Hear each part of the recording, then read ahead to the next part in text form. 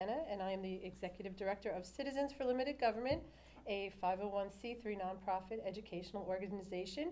And our mission is to educate on the values of limited government, free markets, and individual rights regarding the issues we face today on a national, state, and local level. Joining us today is our guest host, Linares, and he is the chairman of the Bloomfield Republican County Committee. And we're also very excited to have as our guest Dr. Mary Sabrin. Dr. Sabrin is a professor of finance in the Ansfield School of Business at Ramapo College in New Jersey, and where he's been a member of the faculty since 1985. And he also has written for the Record, Star Ledger, Trenton Times, Asbury Park Press, and New Jersey Biz. And he contributes columns to Politicker NJ and JerseyConservative.com. Thank you so much for being here, Dr. Sabrin. Thank you, Sue, for inviting me. Today, we're really going to discuss Economics 101. Absolutely. It seems the economics issue has been turned on its head and really is become so convoluted. So if you can give us a basic on Economics 101 and free market economics, that would be wonderful. It's quite simple. The economy, or a free market economy, is just a network of voluntary exchanges between producers, workers, and consumers. Right. So everyone will be working harmoniously to produce products that people want. And that means you have to get natural resources out of the ground. You have to form them into something that eventually can turn into products that people want, whether it's an iPad or an iPhone or a cell phone or a pencil or a little booklet, automobile, anything that consumers want, food that's on the shelves of the supermarkets, clothing that we wear, jewelry, what have you. Right. This is what the market economy is about. It's about meeting human needs, meeting consumer needs, and the best way to do it is through the free enterprise system. And now it seems that whenever there's somewhat of an economic downturn, everybody runs to the government. Well, the problem is a lot of people don't know what causes economic downturns, because left-wing economists, Marxists, Keynesians will say it's inevitable that free markets, capitalism, causes these crises. Right. And that's not true. The crises are caused by the government manipulating the economy. And there's a long history of this going back hundreds and hundreds of years. In the most modern times, the last 200 years, it's because we have central banking around the world, which manipulates interest rates, which causes these bubbles, which then burst and causes all sorts of pain for people in the housing sector, the most recent bubble that occurred, and gives us high unemployment, lower incomes for a lot of people, and that's what causes the problem. It's not free markets. Free markets, think of a thermostat. A thermostat is a wonderful thing. If the temperature gets too high, the thermostat says, let's lower the heat, or in the summertime, let's turn up the air conditioning. And that's what the price system does. It balances supply and demand. And if you leave that alone, it works well. In other words, we don't need the government manipulating the thermostat to give us a comfort in our homes. We don't need the government manipulating the economy in order to give us a good outcome for people. Exactly. And they also try and manipulate the economy, even now through wages, raising the minimum wage. And that really is such a hit to small businesses. And the other thing that's happened in the United States since the Great Depression, because that was the great trauma from 1929 to 1941, is that people think that the government has to be in there spending. That's what Paul Krugman in the New York Times keeps on saying all the time. The government's got to spend, spend, spend to give us a great economy. And that is totally false, because if the government spends, where's the money coming from? They have to tax the people, so the people will spend less on the things that they want to buy. They want, and the government will take it. Absolutely. Otherwise. Louis, did you want to say something or add to that? No, I think that was perfectly said. That's why I consider Dr. Sabrin the last great hope of the academic world. Well, that's very kind of you. There are a lot of people I've learned from the past 40 years, and I still keep on reading their material online. People like Lou Rockwell at LouRockwell.com, Tom Woods at TomWoods.com, and people all over the country who have been writing really good, insightful articles about the Federal Reserve, about spending, about taxes. There are literally hundreds and hundreds of people that have influenced me over the years. The primary people are Ludwig von Mises at Mises.org, the Austrian economist who battled these bad ideas throughout the 20th century until he died in 1973. and then his student Frederick Hayek, who won the Nobel Prize in Economics, the American journalist and economist Right. Henry Hazlitt, who wrote probably one of the most important books of all time in 1946, Economics in One Lesson, which is available free on the web for your Yeah. listeners. I should go have that. they should go read that book because it lays out how a free market economy works and how the government, when it intervenes, causes these unintended consequences, which is Exactly. unemployment, bubbles, and so on. Right. Now, Sabrin, give us one thing that you think the government should do right now to jumpstart the economy. If it was one thing the government should do today. Well, that's an interesting question because people think the government has to do something to jumpstart the economy. I would say the government in Or one not do. not do is That's the probably government the has to better shrink. question. Because once the government spends money, it manipulates interest rates, which is what's been happening the past few years to try to get us out of this housing Yes. catastrophe that the federal government, through the Federal Reserve, engineered through low interest rates. The federal government should just get out of the way of entrepreneurs, get out of the way of workers, and not try to manipulate the economy in order to create good outcomes, because the government can't create good outcomes. Good outcomes come from the free enterprise system. That's been documented. That's what economic analysis tells us, that once the government intervenes, it causes distortions. Once you have a distortion, the government keeps on intervening again. Oh, And yes. before you know it, the government is taking over the economy, which is what's been happening for the past 75, 80 years. Exactly. Now, you being a professor on a college campus, I mean, what kind of pushback do you receive? I mean, I read something interesting about some of the economics books that are totally distorting what real economics are, distorting what happened during the Reagan years.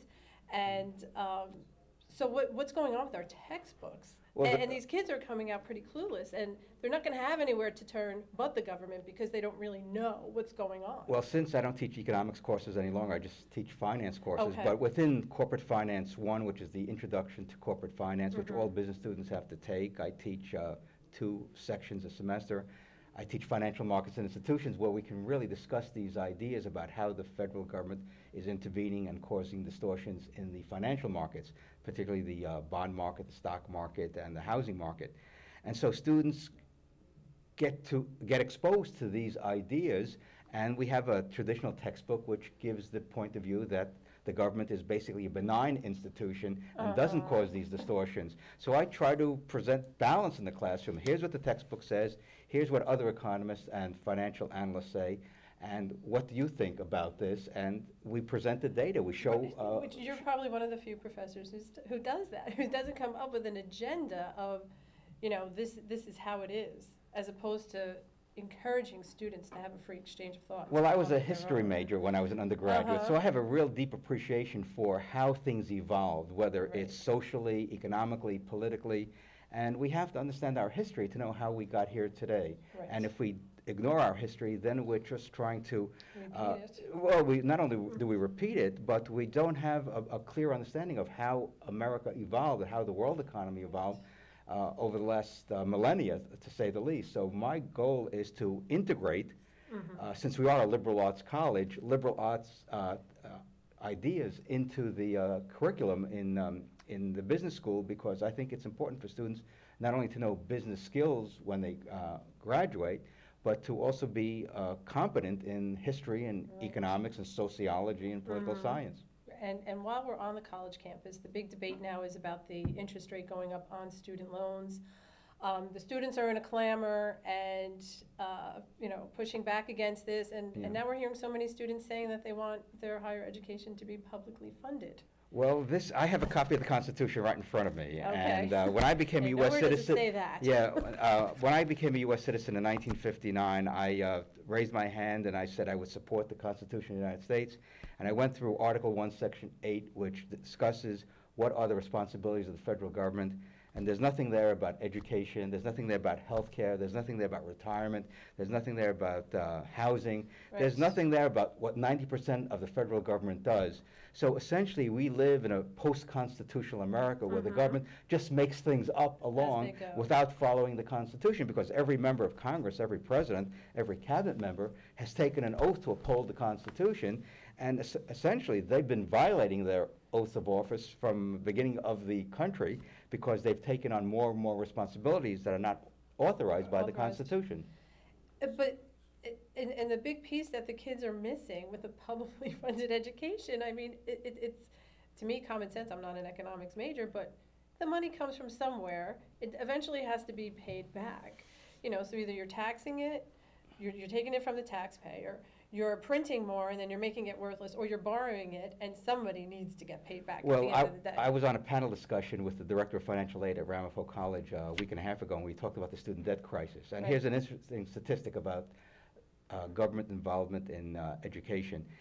In 20 years, from 1990 to 2010, the general price index was up 75% in the United States. And some people think that's underreported, the real inflation in the United States. But healthcare was up 150%, and college tuition was up 300%. So what we have here is, again, the unintended consequence of trying to do good by subsidizing education is the cost of education keep on rising. And so the more you subsidize something, the more higher the the cost price rises. goes. And it's funny that these kids are not furious about the cost of tuition. They're furious about Wall Street, which was, you know, they're making money, moving the economy along. They're mad as heck about that. They sort of get mad at, you know, the government, but yet when they look at their tuition bill, they're not, they're not, you know, really storming the campuses about how it keeps increasing. Because the average person, having spoken to Tea Party groups and senior citizen groups throughout New Jersey and in different parts of the country, people are not aware of how the Federal Reserve, by having the ability to print money, of course it doesn't do it like we think of a printing press, they do it through computers, but they have the ability to print money, create money, and that's what causes all prices to go up. We know if orange prices go up, it's because something happened in Florida which caused the supply to go down. Exactly. So when supply goes down and demand is still high, prices have to go up. That's called the clearing the market. But when everything goes up in price, or virtually everything goes up in price, it's because the Federal Reserve has been printing money. And so that's why we have to focus on the institution that the government created in 1913 that is responsible for the inflation for the past 100 years in the United States. And the average person doesn't understand that. And so one of my goals is to point this out on radio programs, Right. TV programs, articles, speaking engagements, to give people a basic understanding of economics, which people like Murray Rothbard did in a wonderful essay called What Has Government Done to Our Money, which is available free on the web Right, there's at a lot of these Macy's.org. articles that So are- there are so many wonderful introductory books to these topics that are Exactly. available free to the And people public. need to really start to educate themselves Absolutely. on those issues. I think that we're coming up to a break now. So when we come back, we want to talk about, how about public-private partnerships? That Absolutely. should be a fun one. Thank you. Stay tuned. We need y'all to look at the camera. Okay, want me to look at the camera? That's this one over Thank- here, Okay. and that one. Thank you for listening to Common Sense, a production of Citizens for Limited Government, a nonprofit 501c3 educational organization, as we bring you the limited government free market solutions to today's problems. Common Sense is a listener-supported radio program that depends upon your donations to continue sharing our common message. With your support and partnership, we can continue to make an impact. You can make a difference by supporting our effort to bring this message to the airways so we can reach even more people. If you like what you're hearing today and would like to support our program, please contact me at sueannpenna@yahoo.com to learn about our donation options. All donations are tax deductible as allowed by law and are used to support the radio program. Your contribution on a monthly or one-time basis is greatly appreciated, and every gift